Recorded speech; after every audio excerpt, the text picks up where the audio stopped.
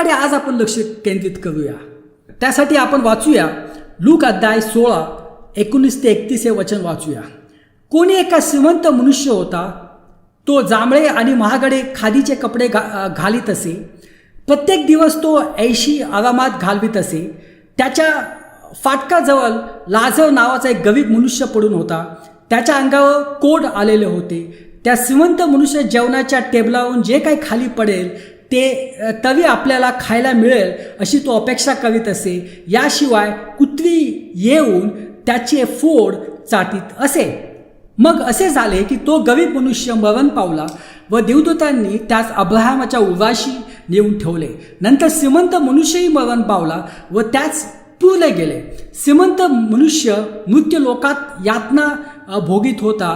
तेथून त्याने वर पाहिले व दूरवर असलेला अब्राहमाला आणि लाजराला त्याच्या बाजूला पाहिले।